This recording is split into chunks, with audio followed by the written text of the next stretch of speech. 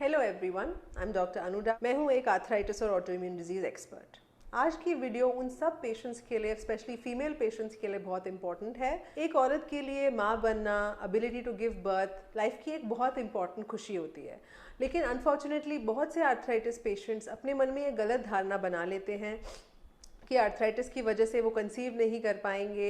अगर वो प्रेग्नेंट हो भी जाते हैं तो वो प्रेगनेंसी में बहुत कॉम्प्लिकेशंस होंगी उनकी डिजीज़ रिलेटेड और बच्चे के लिए भी। तो हम जानेंगे पहला आज एस्पेक्ट कि प्रेगनेंसी में आर्थराइटिस को क्या होता है, और दूसरा अगर किसी पेशेंट को आर्थराइटिस है तो उसका प्रेगनेंसी पर क्या असर होगा। तो ये जानने से पहले ये इंपॉर्टेंट वीडियो इसलिए भी है क्योंकि आर्थराइटिस फीमेल्स में बहुत कॉमन है, सब जानते हैं, हार्मोनल फैक्टर्स उसका एक कारण है।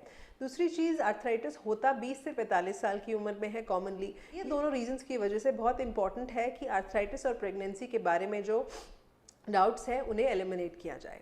जनरली ये देखा गया है कि ज़्यादातर आर्थराइटिस प्रेगनेंसी में अपने आप कंट्रोल मोड में चले जाते हैं। 70% पेशेंट्स में ये आर्थराइटिस इंप्रूव हो जाते हैं, लेकिन 30% पेशेंट्स में प्रेगनेंसी में आर्थराइटिस बढ़ सकता है, काफ़ी सीरियस हो सकता है। और जैसे मैं आर्थराइटिस की जब बात करती हूँ तो आर्थराइटिस अलग अलग प्रकार के हैं और हर तरह के अलग अलग आर्थराइटिस का प्रेगनेंसी पर अलग इम्पैक्ट होता है। लेकिन एक कॉमन बात जो ज़रूरी है ध्यान में रखना कि अगर आपके प्रेग्नेंट होने से 6 महीने पहले तक आर्थराइटिस कंट्रोल नहीं है, आपके ब्लड टेस्ट, आपके सिम्टम्स ये बताते हैं कि आपका आर्थराइटिस सीवियर है, तो काफ़ी ज़्यादा चांसेस हैं कि बच्चा टाइम से पहले प्री टर्म डिलीवरी हो सकती है, या फिर बच्चा लो बर्थ वेट, कम वजन के साथ हो सकता है। मदर में बीपी बढ़ने की वजह से प्री एक्लैम्सिया की प्रॉब्लम, जेस्टेशनल डायबिटीज़ की प्रॉब्लम हो सकती है। तो ये एक बहुत इंपॉर्टेंट बात है जिसे ध्यान रखना चाहिए। प्रेगनेंसी के थ्रू आउट गायनेकोलॉजिस्ट के साथ साथ रूमेटोलॉजिस्ट के साथ फॉलो करने पर प्रेगनेंसी सेफ दवाई दी जाती है ताकि डिलीवरी के बाद आर्थराइटिस ना बढ़े। 90% आर्थराइटिस डिलीवरी के कुछ महीनों में बहुत बढ़ जाते हैं।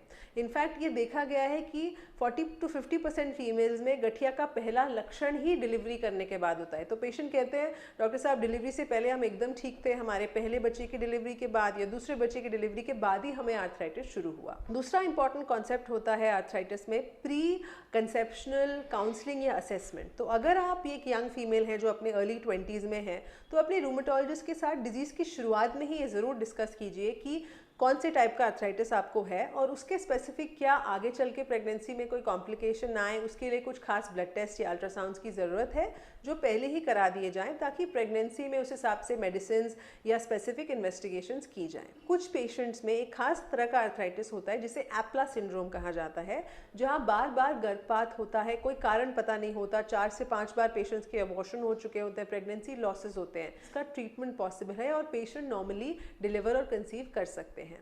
अगर पेशेंट को रीढ़ की हड्डी वाला गठिया है जिसे एंकिलोजिंग स्पॉन्डिलाइटिस कहते हैं, जो मेल्स में ज़्यादा होता है पर फीमेल्स में भी मिल सकता है, तो इस तरह के पेशेंट्स को ज़रूरी है कि वो अपना असेसमेंट करवाएं रूमेटोलॉजिस्ट द्वारा। अगर रूमेटोलॉजिस्ट को लगता है कि गठिया का असर उनकी रीढ़ की हड्डी या हिप पर बहुत ज़्यादा है तो वो from the beginning of pregnancy caesarean plan कर सकते हैं। चलिए बीमारी है तो ये ज़रूर देखा जाए कि कहीं उसकी वजह से किडनी में लूपस नेफ्राइटिस या किडनी फेलियर तो नहीं हो गया है, क्योंकि ऐसे सिचुएशन में प्रेगनेंसी अवॉइड करनी चाहिए। एक खास तरह का डिजीज़ होता है ऑटोइम्यून डिजीज जिसे स्क्लेरोडर्मा कहा जाता है, जहाँ फेफड़ों में सिकुड़न होती है। अगर वो बहुत एडवांस हो जाए या फिर हार्ट में सूजन जिसे पल्मोनरी हाइपरटेंशन कहा जाता है वो बहुत सीवियर हो, तो ये कुछ 3-4 सिनेरियोज हैं जहां हम प्रेगनेंसी मना करते हैं। बर्थ से आर्थराइटिस होना आपकी कंसीव करने की एबिलिटी या फर्टिलिटी पे कोई असर नहीं डालता है। एक चीज़ और इम्पॉर्टेंट है कि कुछ खास तरह की दवाइयाँ हैं, अगर वो आपको किसी भी रूमेटोलॉजिस्ट द्वारा चलाई जा रही हैं before you plan a family, तो उनको टाइमली बंद करना और रिप्लेस करना कुछ प्रेगनेंसी सेव दवाइयों से बहुत ज़रूरी है। इसमें आती है मेथोट्रेक्सेट जो वीक में एक बार ली जाती है, माइक्रोफेनोलेट, मोफिटिल और लेफ्लोनोमाइड। ये 3 दवाइयाँ अगर आप चल रही हैं तो प्लीज़ प्रैक्टिस कॉन्ट्रासेप्शन और प्रेगनेंसी तभी कीजिए जब इन्हें बंद किए हुए 3 महीने हो चुके हों। इसकी जगह कोई सेफर सब्सिट्यूट शुरू करा जाए जो आपकी ऑटोइम्यून डिजीज़ को कंट्रोल रखे। During pregnancy folic acid calcium supplementation recommend किया जाता है और ये आर्थराइटिस के पेशेंट्स में और भी ज़रूरी हो जाता है। एंटी रो टेस्ट कहते हैं, वो ये बताता है कि बच्चे में भी जन्म के तुरंत बाद एक खास तरह का गठिया जिसे नियोनेटल लूपस कहते हैं वो हो सकता है, जहाँ स्किन में में रैश, ब्लड सेल्स की कमजोरी, हार्ट में ब्लॉक हो सकता है। तो इसकी जांच प्रेगनेंसी के शुरू 16th वीक पर ही पकड़ा जा सकता है, जो कि बच्चे के हार्ट के एको या फीटल एको के द्वारा किया जाता है। तो इसलिए बहुत इंपॉर्टेंट है ये जानना कि आर्थराइटिस इन प्रेगनेंसी को कैसे काउंटर किया जाए, और ये लेडीज़ या ये विमेन जिन्हें ये डिजीज़ है वो अपनी एक पॉजिटिव आउटलुक के साथ प्रेगनेंसी को कैसे अप्रोच करें।